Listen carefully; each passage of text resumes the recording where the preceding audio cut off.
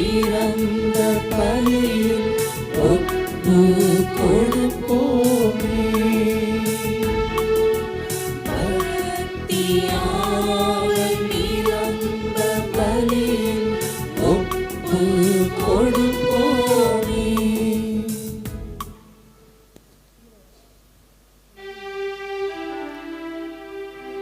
தந்தை மகன் தூயாவியாரின் பெயராலே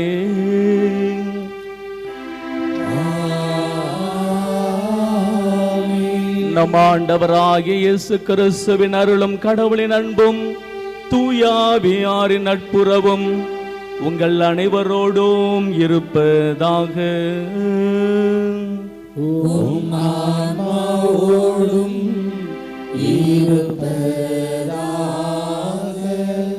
அன்னையின் அன்பு பக்தர்களே, இத்திருப்பலியானது ஆலயத்தில் கூடியிருக்கும் பக்தர்களின் கருத்துகளுக்காகவும் ஜெயா பிளஸ் தொலைக்காட்சி, திருத்தல இணையதளம் மற்றும் அனைத்து சமூக ஊடகங்களின் வழியாக பங்கெடுக்கும் பக்தர்களின் கருத்துகளுக்காகவும் இன்றைய நாளின் ஒளிபரப்பிற்கு உதவி செய்த நன்கொடையாளர்களின் குடும்ப கருத்துகளுக்காகவும் நேற்று திருப்பலி எழுதி வைத்தவர்களின் கருத்துக்களுக்காகவும் ஒப்பு கொடுக்கப்படுகிறது. மேலும் இந்த ஒளிபரப்பை காணுகின்ற அனைத்து அன்னையின் பக்தர்களையும் இறைவன் நிறைவாக ஆசீர்வதிக்கவும் இத்திருப்பலியில் மன்றாடுவோம். Dear devotees, this mass is offered for all the faithful gathered here and those who are participating through Jaya Plus, Shine Web TV as well as other social media, and in a special way for all the sponsors of this live telecast mass and those who wrote their mass intentions yesterday, and all the devotees of Our Lady of Health Velangani who are watching the same. அன்புமிக்க சகோதர சகோதரிகளே, இரவு முழுவதும் ஆண்டவர் நம்மை காத்து வந்திருக்கிறார். அதற்கு நன்றி அறிதலாகவும் தொடர்ந்து இந்த நாளை ஆசீர்வதித்து வழிநடத்தும்படியாகவும் இந்த திருப்பலியில் ஒப்பு கொடுத்து செபித்துக் கொள்வோம். இன்று தவக்காலத்தின் முதல் வெள்ளி. எசாயா 53ஆம் அதிகாரம் 5-6 வசனங்கள்.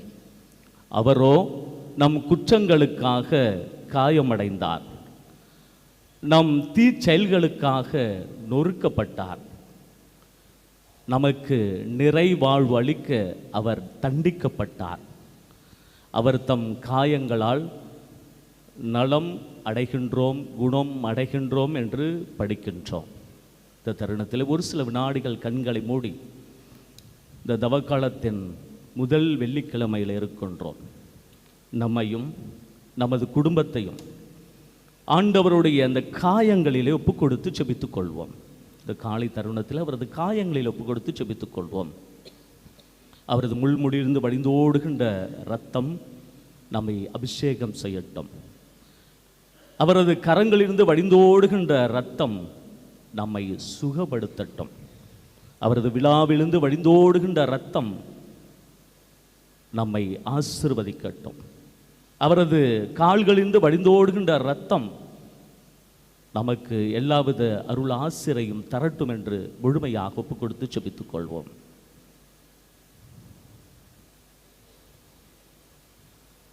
தூய மறை நிகழ்வுகளை கொண்டாட நாம் தகுதி பெறும் பொருட்டு நம் பாவங்களை ஏற்று மனவருந்தி ஆண்டவரிடத்தில் மன்னிப்பு கேட்போம்.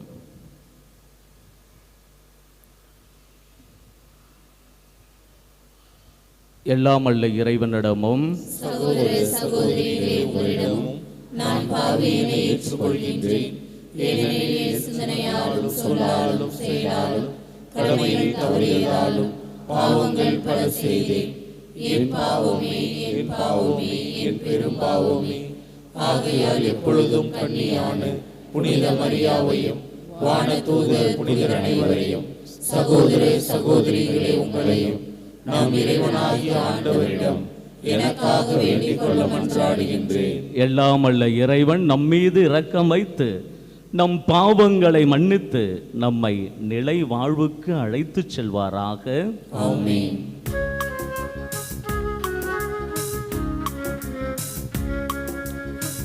ஆண்டவரே இரக்கமாயிரும். ஆண்டவரே இரக்கமாயிரும். கிறிஸ்துவே இரக்கமாயிரும். கிறிஸ்துவே இரக்கமாயிரும். ஆண்டவரே இரக்கமாயிரும்.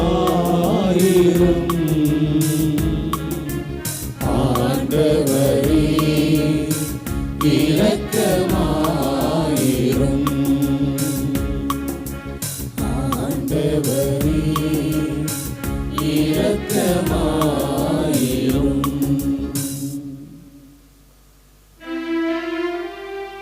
ஜெபிப்போமாக.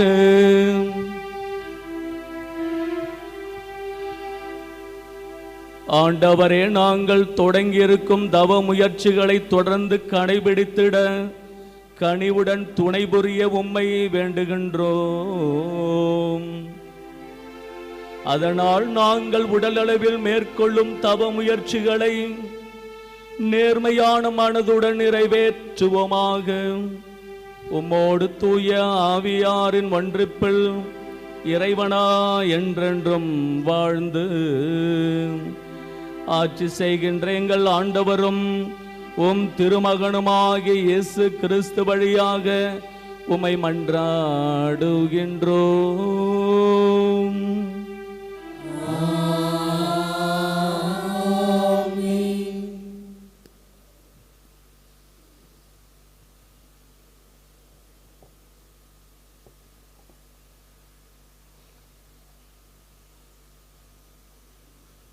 முதல் வாசகம்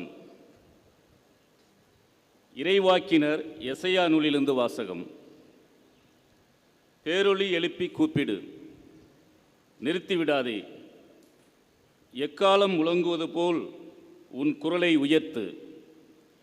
என் மக்களுக்கு அவர்களின் வன் செயல்களையும் யாக்கோப்பின் குடும்பத்தாருக்கு அவர்களின் பாவத்தையும் எடுத்துக்கூறு.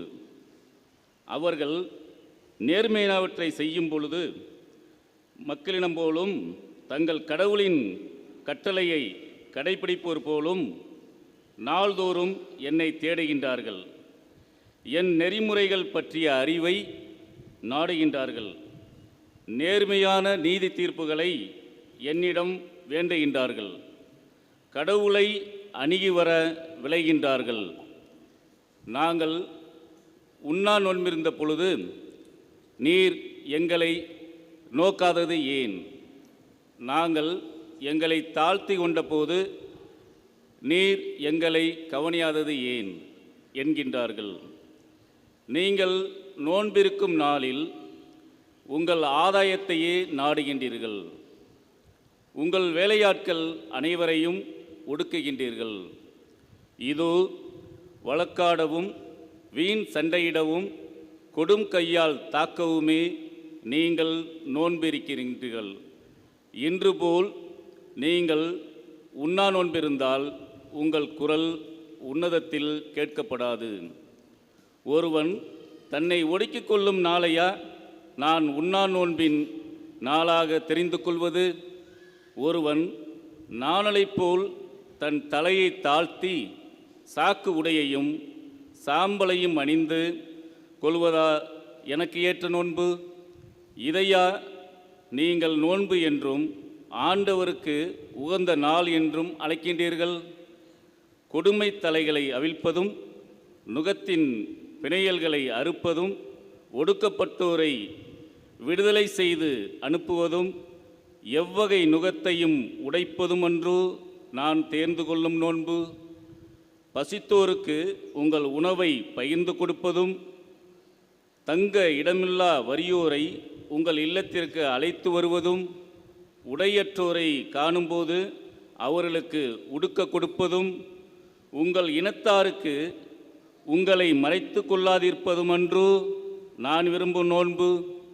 அப்பொழுது உன் ஒளி விடியல் போல் எழும். விரைவில் உனக்கு நலமான வாழ்வு துளிர்க்கும். உன் நேர்மை உனக்கு முன் செல்லும். ஆண்டவரின் மாட்சி உனக்கு பின் சென்று காக்கும். அப்போது நீர் ஆண்டவரை மன்றாடுவாய், அவர் உனக்கு பதிலளிப்பார். நீ கூக்குரல் இடுவாய், அவர் இதோ நான் என மறுமொழி தருவார். ஆண்டவரின் அருள்வாக்கு. இறைவனுக்கு நன்றி. பதிலுரை பாடல் திருப்பாடல் 51 பல்லவி. நொறுங்கிய உள்ளத்தை இறைவா நீர் அவமதிப்பதில்லை.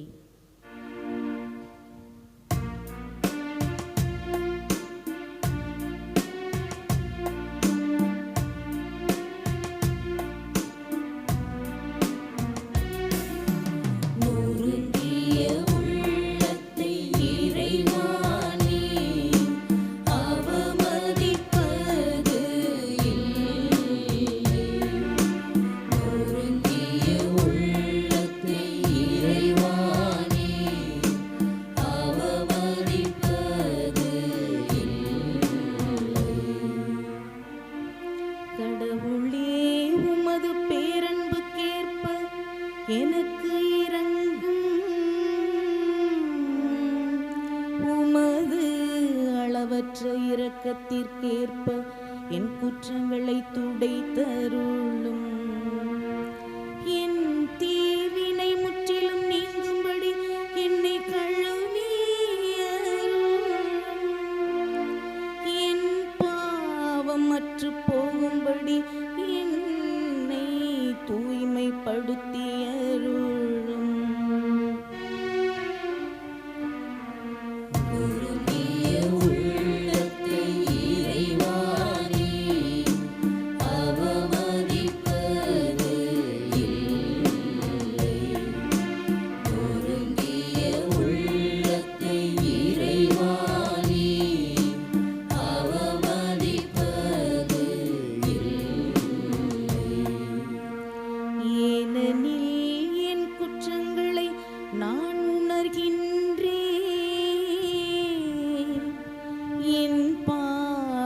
எப்போதும் என் மனக்கண் முன் நிற்கின்றது. உமக்கு எதிராக நான் பாவம் செய்தேன். உம் பார்வையில் தீயது செய்தேன்.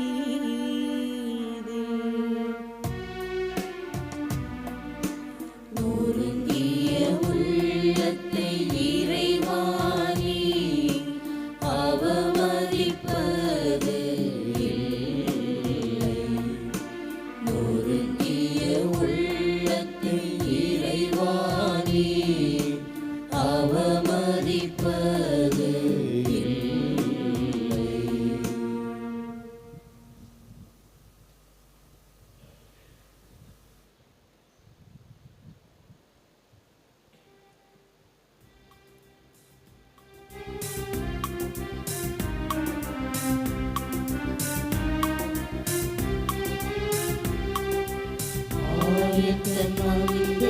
காப்பது போல ஆண்டவர் நம்மை காக்கின்றார். ஆயத்தன் மந்தையை காப்பது போல ஆண்டவர் நம்மை காக்கின்றார்.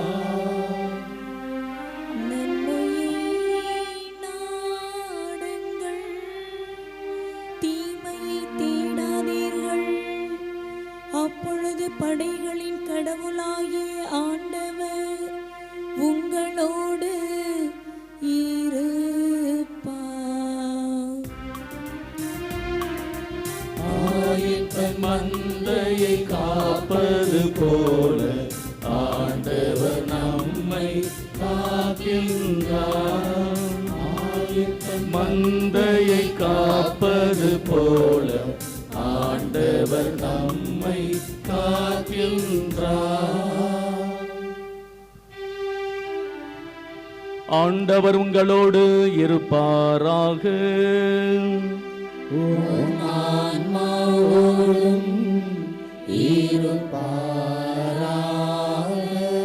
மத்தேயு எழுதிய நற்செய்தியிலிருந்து வாசகம்.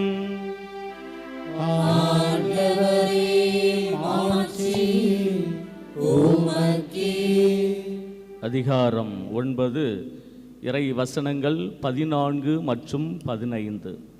அக்காலத்தில் யோவானின் சீடர் இயேசுவிடம் வந்து, நாங்களும் பரிசேயரும் அதிகமாக நோன்பிருக்க உம்முடைய சீடர்கள் ஏன் நோன்பிருப்பதில்லை என்றனர். அதற்கு இயேசு அவர்களை நோக்கி, மணமகன் தங்களோடு இருக்கும் வரை மணவிருந்தினர்கள் துக்கம் கொண்டாட முடியுமா? மணமகன் அவர்களை விட்டு பிரிய வேண்டிய காலம் வரும், அப்போது அவர்களும் நோன்பிருப்பார்கள். ஆண்டவரின் அருள்வாக்கு. கிறிஸ்துவே உமக்கு புகழ்.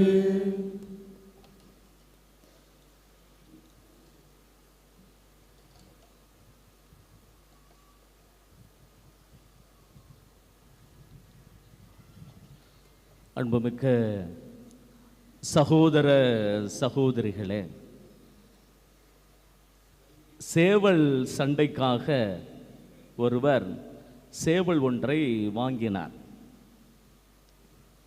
அந்த சேவலுக்கு பயிற்சி கொடுக்க வேண்டும் என்று விரும்பினார். இந்த சேவல் சண்டைக்காக பயிற்சி கொடுப்பவரிடம் தனது சேவலை கொடுத்தார். இந்த சேவல் கோழியை கொடுத்து விட்டு, இதற்கு நன்றாக நீங்கள் பயிற்சி கொடுக்க வேண்டும் என்று நான் விரும்புகிறேன் என்று சொல்லுகிறான். உடனே அந்த பயிற்சியாளர் சொல்லுகிறான், ஒரு வாரம் கழித்து வாருங்கள் என்று அனுப்பிவிடுகிறான். இவரும் ஒரு வாரம் கழித்து தனது சேவலை பார்க்க அவளோடு போகிறார்.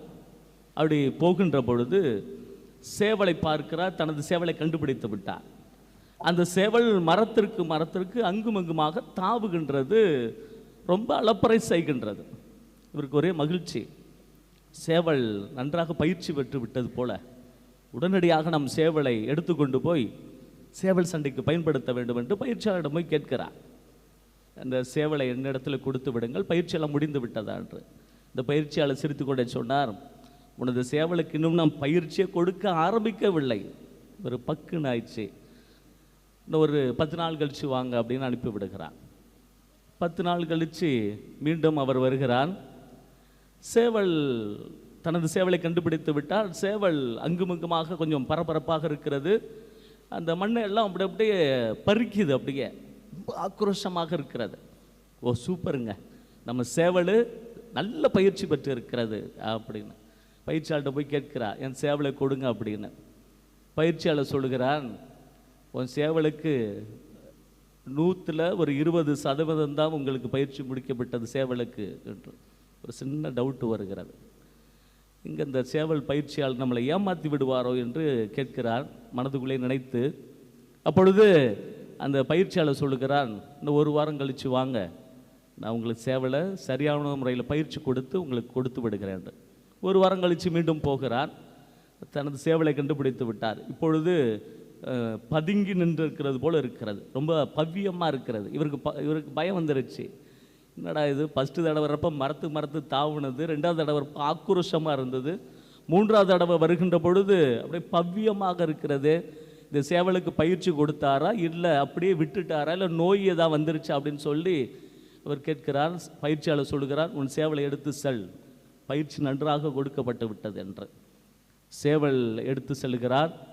அந்த சேவல் சண்டையிலும் இந்த சேவல் வெற்றி பெறுகிறது. அன்புமிக்க சகோதர சகோதரிகளே, இன்றைய நாளிலே அதுவும் குறிப்பாக தவக்காலத்தின் முதல் வெள்ளி, இன்றைய முதல் வாசகம் நற்செய்தி வாசகமும் நோன்பினை பற்றி தெல்ல தெளிவாக நமக்கு சில பாடங்களை கற்றுத்தருகிறது. வீடத்தில் பார்த்தீங்கன்னா தெரியும் எது நோன்பு, நோன்புனா எது, அதுதான் நமக்கு இன்றைக்கு பாடங்களை சில வகைகளே நமக்கு கற்றுத்தர இருக்கின்றது. குறிப்பாக அந்த சேவலை போன்று ஆர்ப்பரிக்காமல் அங்குமங்குமாக பரபரப்பு இல்லாமல் ஒரு அமைதியான நிலையில் இருந்த சேவல் வெற்றி பெறுகிறது. நோன்பும் அப்படிதான். இது ஒரு ஆர்ப்பாட்டம் அல்ல, இது ஒரு பரபரக்கக்கூடிய ஒரு செயல் அல்ல. அதான் மத்தேயு நற்செய்தி 6வது அதிகாரத்தில் சாம்பல் புதன் அன்று நீங்கள் படித்திருப்பீங்க அந்த வாசகங்களை. அவர் சொல்லுகிறார், நோன்பு எது, மறைவாக இருங்கள் என்று சொல்லுகிறார். தலையில் எண்ணெய் தடவுங்க, முகத்தை கழுவுங்க, முகவாட்டத்தோடு இருக்காதீங்க, மறைவாக இருக்கின்ற நீங்கள், மறைவாக இருக்கின்ற தந்தை உங்களை பார்ப்பார் என்று அழகாக சொல்லுவார். நோன்பு என்று ஒரு ஆர்ப்பாட்டம் அல்ல, என்பதனை அழகாக படம் பிடித்து நமக்கு சுட்டி காட்டுகிறது. ஆனால் சின்ன பிள்ளையில் இருக்கிறப்ப நோன்பு விரதம் இருக்கிறது அப்படின்லாம் சொல்லுவாங்க. நாங்களாம் எப்படி தெரியுங்களா விரதம் இருப்போம்னா, சின்ன பிள்ளையில் இருக்கிறப்ப கடையில் ஒரு 3 இட்லி வாங்கி சாப்பிட்றது பொடி வச்சு, மதியம் ஒரு வாழை இலை போட்டு நல்ல சாம்பார், மோர் குழம்பு, ரசம், அப்பளம், பாயாசம். ஓகே, மதியம் முடிஞ்சிருச்சு.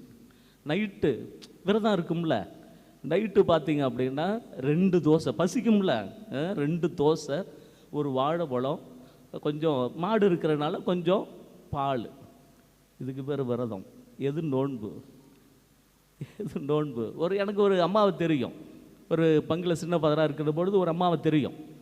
காலையில் இது மாதிரி வெள்ளிக்கிழமை ஆயிடுச்சுன்னா நல்லா குளிச்சுட்டு நல்லா சுத்தமத்தமாக அப்படியே வருவாங்க. பூசைகள்லாம் நான் அட்டன் பண்ணுவாங்க. பூசை முடியும், காலை பூசை முடியும், திருப்பலி முடியும்.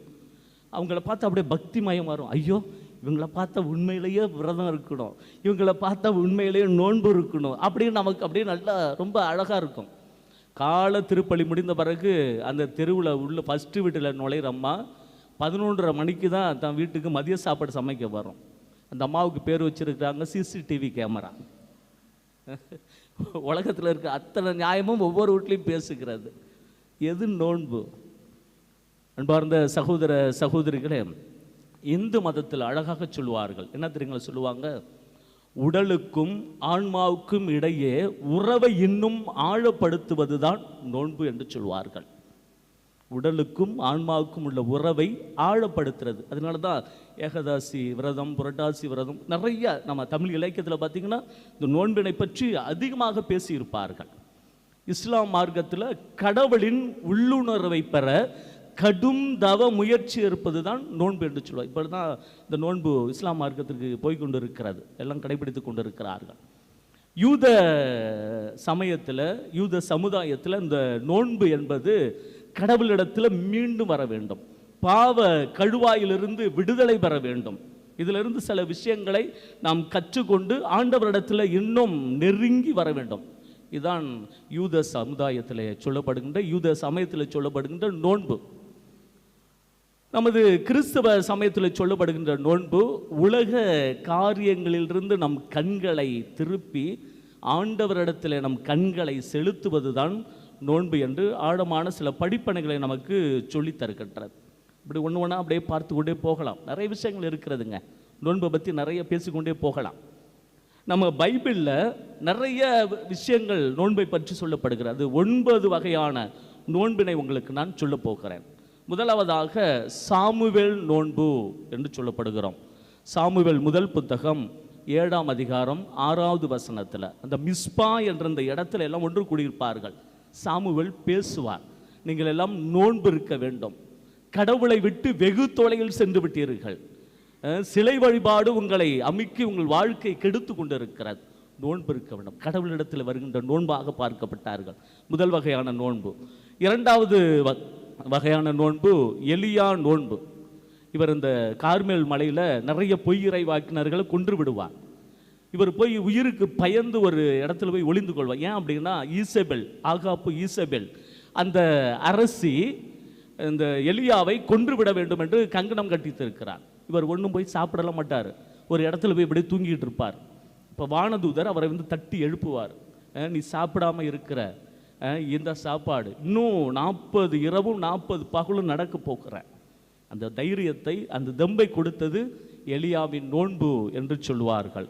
மூன்றாவதாக எஸ்தர் நோன்பு. இந்த எஸ்தர் புத்தகத்தில் உங்களுக்கு தெரியும், இஸ்ரேல் மக்களை ஆமானின் தலைமையிலே அழிக்கப் போகிறார்கள். இந்த செய்தி எஸ்தர் அரசுக்கு சொல்லப்படுகிறது. அப்போ எஸ்தர் போய் மக்கள்கிட்ட பேசுகிறார், நம்ம 3 நாள் நாம் நோன்பு இருக்க வேண்டும், இந்த நோன்பு வழியாக ஆண்டவர் நமக்கு மிகப்பெரிய வெற்றியை தரப்போகிறார் என்று பேசுகிறாருங்க. 3 நாள் அவர்கள் நோன்பு இருக்கிறார்கள். மன்னருடைய பார்வையில் எஸ்தருக்கு தயவு கிடைக்கிறது. அந்த இஸ்ரேல் மக்கள் காப்பாற்றப்படுகிறார்கள். இது எஸ்தர் நோன்பு. நான்காவது எஸ்ரா நோன்பு. இஸ்ரேல் மக்கள் எல்லாம் பல்வேறு இடங்களில் நாடு கடத்தப்படுகிறார்கள்.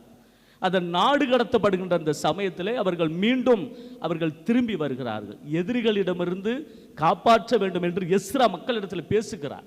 நோன்புருங்கள், நீங்கள் நோன்பு இருந்தால்தான் நாம் மீண்டும் நமது ஜெருசலம் தேவாலயத்திற்கு திரும்பி செல்ல முடியும் என்று மக்களுக்கு போதிக்கிறார். நோன்பு இருக்கிறார்கள், அவர்கள் மீண்டும் எருசலேமுக்கு திரும்பி செல்கிறார்கள்.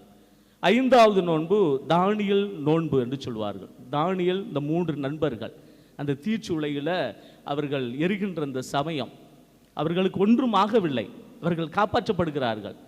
தானியேல் புத்தகம் 10ஆம் அதிகாரம் 3வது வசனத்தில் படிக்கிறோம், தானியேல் எந்தவித இறைச்சியோ மதுபானமோ எதுவும் அருந்தவில்லை, அவர் கடவுளுக்கேற்ற திருவுளத்தை பற்றி நினைத்து கொண்டிருந்தார். அது ஒரு வகையான நோன்புங்க. ஒரு இறைச்சி உண்ணவில்லை, மது அருந்தவில்லை, திராட்சரசம் அருந்தவில்லை. அது தானியேல் வகையான நோன்பு என்று சொல்லுகிறார்கள். 6வது திருமுழுக்கு யோவானுடைய நோன்பு. லூக்கா நற்செய்தி 1ஆம் அதிகாரம் 15வது வசனத்தில் படிக்கிறோம், திராட்சரசமோ மதுவோ அருந்த மாட்டார். அவர் பார்த்தீங்கன்னா வெட்டுக்கிளியும் தேனையும் சாப்பிட்டார். ஏன் அப்படின்னா தனக்கு பின்னாடி வரப்போகின்ற இயேசுவனுடைய அந்த வருகையை அவர் தயாரிக்கிறார், சாட்சியாக அவர் வாழப்போகிறார். அதான் திருமுழுக்கு யோவானுடைய நோன்பு என்று சொல்லுகிறோம். 7வது நோன்பு சீடர்களுடைய நோன்பு. 2 விதங்களை பார்க்கலாம். பேய் பிடிச்சிருச்சுங்க. சீடர்கள் ஒருத்தர் இந்த சீடர்கிட்ட கேட்குறார், இந்த பேயெல்லாம் ஓட்டுங்க அப்படின்னு. இந்த சீடர்களால் பேய் ஓட்ட முடியல. அப்போ இயேசு போய் இவங்களை கடிந்து கொண்டு அந்த பேயை ஓட்டி விடுகிறார். சீடர்கள் போய் இயேசுகிட்ட கேட்குறாங்க, எப்படி இந்த வகையான பேயை ஓட்டுவது? அழகாக ஆண்டவர் சொல்லுவார், இந்த வகை பேய் இறை வேண்டலினாலும் நோன்பினாலும் அன்றி வேறு எதுனாலும் வெளியேறாது. பாருங்க, நோன்பு சாத்தானிடமிருந்து வெற்றி பெறுவதற்கு கூட நோன்பு தேவைப்படுகிறது. பவுல் முதல் தூதுரை பயணம், ஆண்டவர் இயேசு கிறிஸ்துவை சந்தித்த பிறகு முதல் தூதுரை பயணத்தை மேற்கொள்கின்ற சமயத்தில் அந்த இடத்திற்கு அனுப்பப்படுகிறார் பவுலும் பர்னபாவும். அதற்கு அவர்கள் சொல்லுகிறார்கள், நாங்கள் நோன்பிருந்து மன்றாடிய பொழுது ஆண்டவருடைய ஆவியங்களை அபிஷேகம் செய்தது. அதுதான் சீடத்துவ அன்பு, சீடர்களின் நோன்பு என்று சொல்லப்படுகிறது. 8வது பவுலின் நோன்பு. பவுல் ஆண்டவர் இயேசு கிறிஸ்துவினால் தடுத்து ஆட்கொள்ளப்படுகிறான். தடுத்து ஆட்கொண்ட பிறகு அவருக்கு கண் பார்வை தெரியாமல் போகிறது. அவர் 3 நாள் அவர் சாப்பிடவே எதுவுமே சாப்பிடல, நோன்பு. அப்போதான் அவருக்கு புரிகிறது இயேசு யார் என்பது அவருக்கு நன்றாகவே தெரிகிறது. அதுதான் பவுலின் நோன்பு என்று சொல்லுகிறோம். கடைசியாக இயேசுவின் நோன்பு. மத்தேயு நற்செய்தி 4ஆம் அதிகாரம் 1லிருந்து 2 வசனங்கள். இயேசுவினுடைய சோதனை தெரியும் உங்களுக்கு. இயேசு எப்படி சோதிக்கப்பட்டார் என்று உங்களுக்கு தெரியும். அதில் ஆன்மீக பலம் பெற்றார். இந்த உலக காரியங்களிலிருந்து எப்பொழுது விடுதலை பெற வேண்டும் என்று அவர் நினைத்தார். அதனால்தான் இயேசுவினுடைய நோன்பு என்று சொல்லுவோம். 9 வகையான நோன்புங்க நம்ம யாரும் பார்த்தோம். இதில் உங்களுக்கு நன்றாகவே புரிந்திருக்கும் என்று நினைக்கிறேன். இது எல்லாவற்றையும் சேர்ந்து பார்க்கின்ற பொழுது நமக்கு ஆழமான ஒரு விஷயம் நமக்கு புலப்படுகிறது, தென்படுகிறது. என்ன தெரியுங்களா? நோன்புனா எது அப்படின்னு சொல்ல இன்றைக்கு முதல் வாசகம் அதற்கு தெளிவாக சுட்டி காட்டப்படுகிறது. என்ன தெரியுங்களா? நோன்புனா பல்வேறு காரியங்களை நம்ம நினைத்து பார்க்கிறோம். காவி உடை இது கட்டுறது, ஜெபமாலை போடுகிறது, இதெல்லாம் ஒரு பக்தி முயற்சிகள். காலைல சாப்பிடாமல் இருக்கிறது, இல்லை சில நேரத்தில் 3 வேளையும் சாப்பிடாம இருக்கிறது, இல்லை சில பேர் நிறைய பேர் இருக்கிறாங்க வெறும் தண்ணியை குடிச்சிட்டு மட்டும் இருப்பாங்க. இதெல்லாம் ஒரு பக்தி முயற்சி, நம்ம கடவுளை நோக்கி செலுத்துகின்ற ஒரு நோன்பு என்று வைத்துக்கொள்வோம். உண்மையான நோன்பு எது? அதுதான் இன்றைக்கு எசாயா புத்தகத்தில் அழகாக சுட்டி காட்டப்படுது. இதுதான் எது நோன்பு என்று சொல்லப்படுகிறது. பசித்தோருக்கு உங்கள் உணவை பகிர்ந்து கொடுப்பதும், தங்க இடமில்லா வறியோரை உங்கள் இல்லத்திற்கு அழைத்து வருவதும், உடையற்றோரை காணும்போது அவர்களுக்கு உடுக்க கொடுப்பதும், உங்கள் இனத்தாருக்கு உங்களை மறைத்து கொள்ளாதிருப்பதும் அன்றோ நான் விரும்பும் நோன்பு. இதாங்க கடவுளுடைய நோன்பு. மத்தேயு நற்செய்தி 25ஆம் அதிகாரத்தில் உங்களுக்கு தெரியும் 35 உள்ள வசனங்கள்லாம் கடைசி தீர்ப்பு. அந்த தீர்ப்பில் அவர் சொல்லுகிறார், நான் பசியாக இருந்தேன் எனக்கு உணவு கொடுத்தீர்கள், தாகமாக இருந்தேன் எனக்கு தண்ணீர் கொடுக்க. இதுதாங்க நோன்பு. பெரிய பெரிய காரியங்கள்லாம் நீங்கள் மனசில் நினைக்காதீங்க, பெரிய பெரிய காரியங்கள் நினைக்காதீங்க. நம்ம இருக்கிற மாதிரியே வாழணும், மற்றவர்கள் முன் நடிக்கக்கூடாது. அதுதான் சொல்லுகிறது. வெளி வேடக்காரரை போல இருக்க வேண்டாம். அவர்கள் தான் முக வாட்டத்தோடு எண்ணெய் தேய்க்காமல் நான் நோன்பு இருக்கிறேன், அது விரும்புகிறலங்க ஆண்டவர். இதுதாங்க உண்மையான நோன்பு என்று சுட்டி காட்டுகிறார். அன்பார்ந்த சகோதர சகோதரிகளே, உண்மையான நோன்பு என்ன என்பது உங்களுக்கு தெள்ள தெளிவாக சுட்டி காட்டப்படுகிறது. அந்த உண்மையான நோன்பினை நமது வாழ்க்கையில் தொடர்ந்து கடைபிடித்து வாழ இந்த திருப்பலியில் வேண்டிக் கொள்வோம். ஆமென்.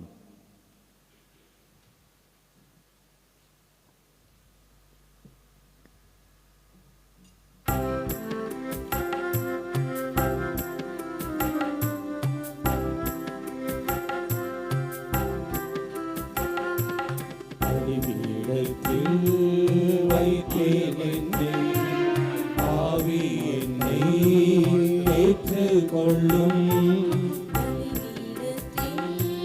வைத்தேன் என்னை, பாவி என்னை ஏற்றுக்கொள்ளும்.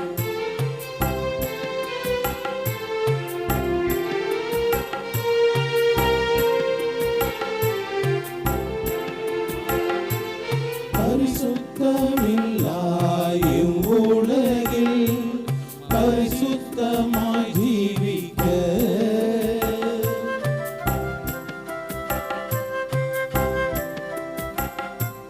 பரிசுத்தமில்லா இவ்வுலகில் பரிசுத்தமாய் ஜீவிக்க பரிசுத்தமான உம் இரத்தத்தால் பரிசுத்தமான உம் இரத்தத்தால் பரிசுத்தமாக்கி விடும். பலிபீடத்தில் வைத்தேன் என்னை, பாவி என்னை ஏற்றுக்கொள்ளும். அன்புமிக்க சகோதர சகோதரிகளே, என்னுடையதும் உங்களுடையதுமான இப்பலி எல்லாம் அல்ல தந்தையாகிய இறைவனுக்கு ஏற்றதாகும்படி செபியுங்கள். ஆண்டவர் தமது பேரின் புகழ்ச்சிக்காகவும் ஆட்சிக்காகவும் நமது நன்மைக்காகவும் புனித திரு அவையின் அனைத்து நலனுக்காகவும் உமது கையிலிருந்து இப்பலியை ஏற்றுக்கொள்வாராக. ஆண்டவரே, தவ காலத்தில் நாங்கள் மேற்கொள்ளும் தியாகத்தை உமக்கு ஒப்பு கொடுத்து உம்மை வேண்டுகின்றோம். அது எங்கள் மனங்களை உமக்கு ஏற்றவையாக மாற்றி மிகுந்த ஆர்வத்துடன் நாங்கள் எங்களை கட்டுப்படுத்தி வாழ எங்களுக்கு ஆற்றல் அளிப்பதாக எங்கள் ஆண்டவராகிய இயேசு கிறிஸ்து வழியாக உம்மை மன்றாடுகின்றோம்.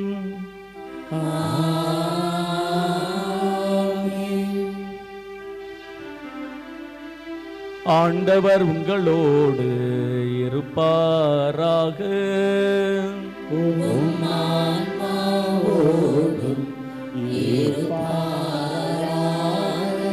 இதயங்களை மேலே எழுப்புங்கள்.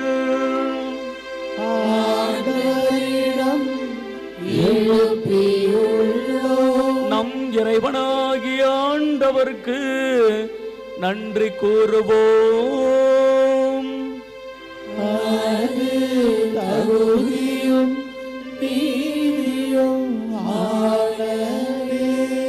ஆண்டவரே, தூயவரான தந்தையே, என்று வாழும் எல்லாம் அல்ல இறைவா, என்னாலும் இவ்விடத்திலும் நாங்கள் உமக்கு நன்றி செலுத்துவது மெய்யாகவே தகுதியும் நீதியும் ஆகும்.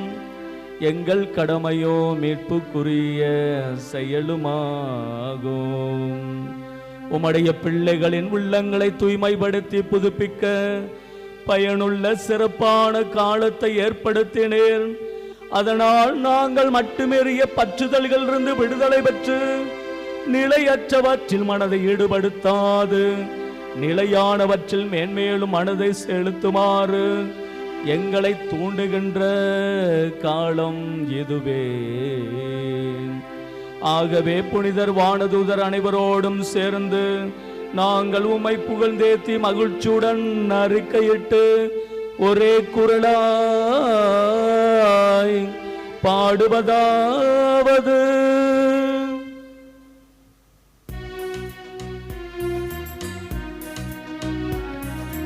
தூயவர் தூயவர் தூயவர் வான்படைகளின் கடவுளாம் ஆண்டவர். ஆண்டவர் விண்ணகமும் மன்னகமும் உமது மாட்சியால் நிறைந்துள்ளன. உன்னதங்களிலே ஓசன்னா, ஆண்டவர் பெயரால் வருகிறவர் ஆசி பெற்றவர். உன்னதங்களிலே ஓசன்னா, உன்னதங்களிலே ஓசன்னா. ஆண்டவரே, நீர் மெய்யாகவே தூயவர், தூய்மை அனைத்துக்கும் ஊற்று. ஆகவே உம்முடைய ஆவியை பொழிந்து காணிக்கைகளை தூய்மைப்படுத்தமை வேண்டுகிறோம். இவ்வாறு எங்கள் ஆண்டவர் இயேசு கிறிஸ்துவின் உடலும் இரத்தமுமாக எங்களுக்கு இவை மாறுபனவாக. அவர் பாடுபட உளம் கனிந்து தம்மை கையளித்த போது அப்பத்தை எடுத்து நன்றி செலுத்தி அதை பிட்டு தம் சீடர்களுக்கு அளித்து அவர் கூறியதாவது, அனைவரும் இதிலிருந்து பெற்று உண்ணுங்கள், ஏனெனில் இது உங்களுக்காக கையளிக்கப்படும் என் உடல்.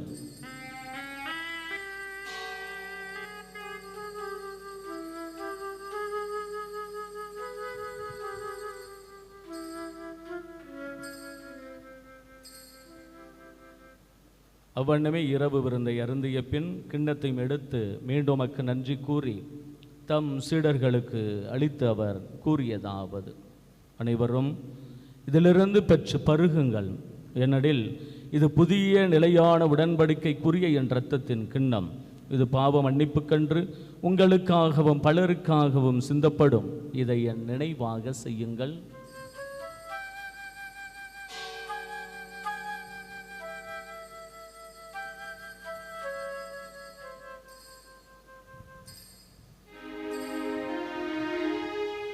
நம்பிக்கையின் மறை பொருள்.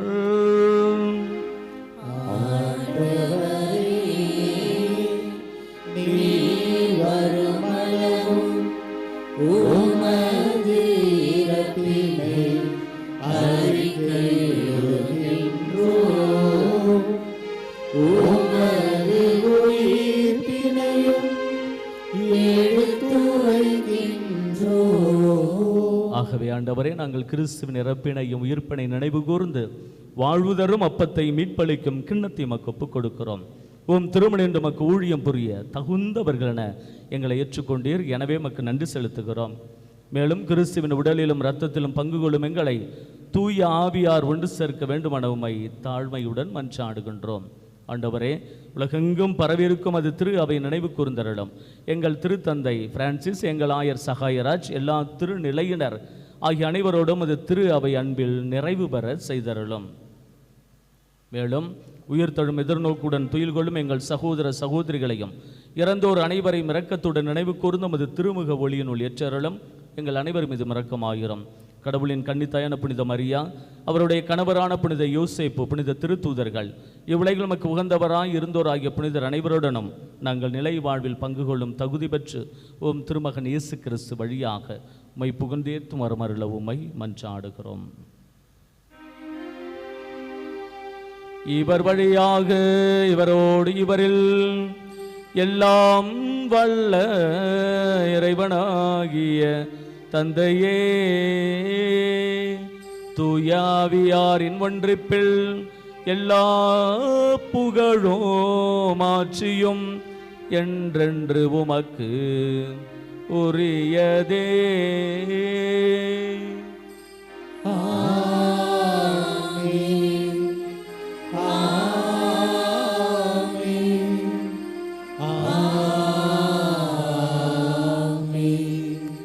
மீட்பரின் கட்டளையால் கற்பிக்கப்பட்டு இறை படிப்பனையால் பயிற்சி பெற்ற நாம் துணிந்து சொல்வோம்.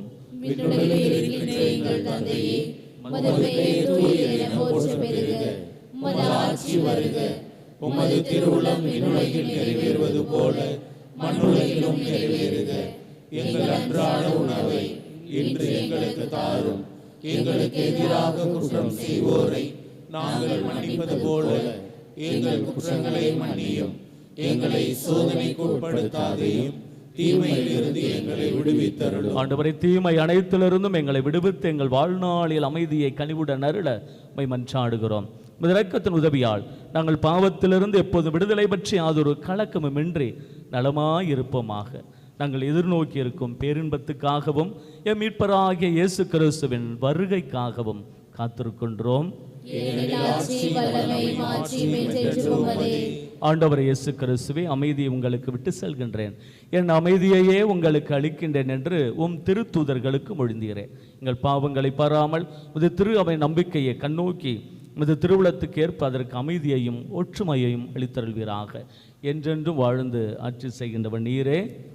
ஆண்டவருடைய அமைதி உங்களோடு என்றும் இருப்பதாக. ஒருவருக்கொருவர் அமைதியை மகிழ்வுடன் பகிர்ந்து கொள்வோம். உலகின் பாவங்களை போக்கும் இறைவனின் செம்மறியே, எங்கள் மேல் இரக்கமாயிரும்.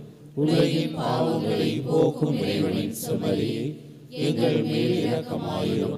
உலகின் பாவங்களை போக்கும் இறைவனின் செம்மறியே, எங்களுக்கு அமைதியை அளித்தருளும்.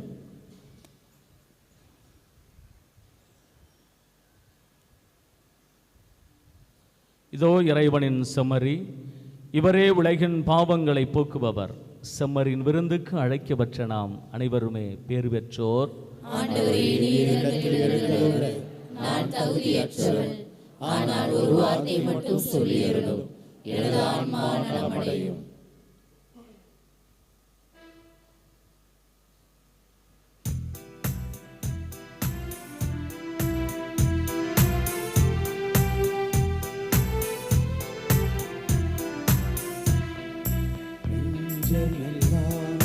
கோவில் சிறே உனை அடுத்தே சிந்தையெல்லாம் நொந்தழுதே, சிந்தையெல்லாம் நொந்தழுதே, சொந்தமெல்லாம் நீதானே. நெஞ்சமெல்லாம் கோவில் சிறே உனை அழைத்தே நீ வா. சிந்தையெல்லாம் நொந்தழுதே, சிந்தையெல்லாம் நொந்தழுதே, சொந்தமெல்லாம் நீதானே. நெஞ்சமெல்லாம் கோவில் சிறே உன்னை அழைத்தே நீ வா.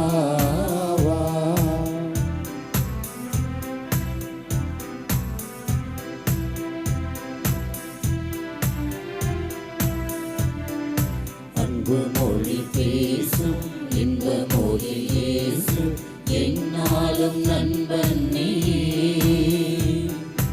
அன்பு மொழி பேசும் இன்ப மொழி இயேசு, என்னாலும் நண்பன் நீ. கண்ணின் மணி போல காத்திடுவோனே, கண்ணின் மணி போல காத்திடுவோனே, உன் அன்பு ஒன்றே நான் வேண்டினேன். நெஞ்சமெல்லாம் கோவில் சிறே உனை அழைத்தே நீ வா.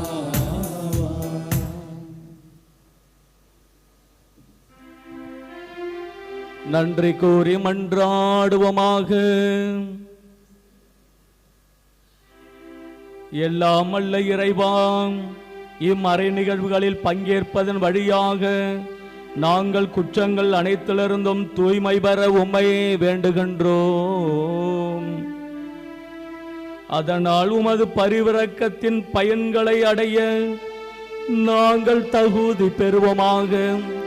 எங்கள் ஆண்டவராகிய இயேசு கிறிஸ்து வழியாக உம்மை மன்றாடுகின்றோம். ஆண்டவர் உங்களோடு இருப்பாராக.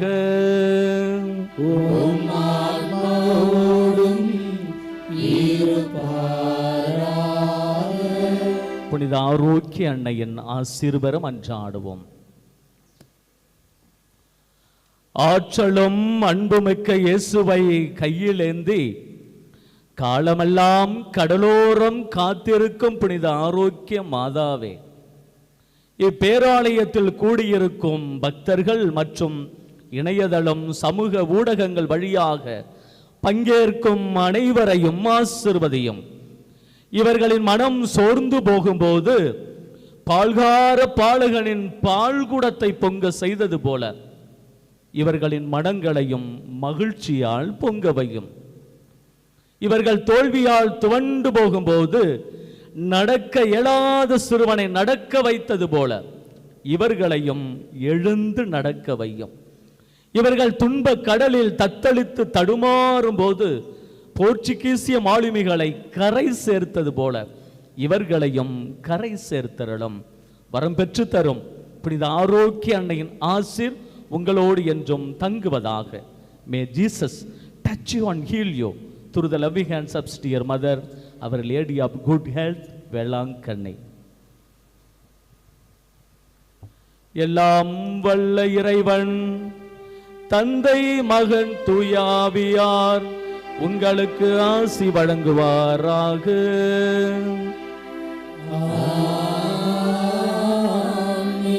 நமக்கு துணை செய்யும் ஆண்டவர் நம் பக்கம் இருக்க சென்று வாருங்கள். திருப்பலி நிறைவேறிற்று.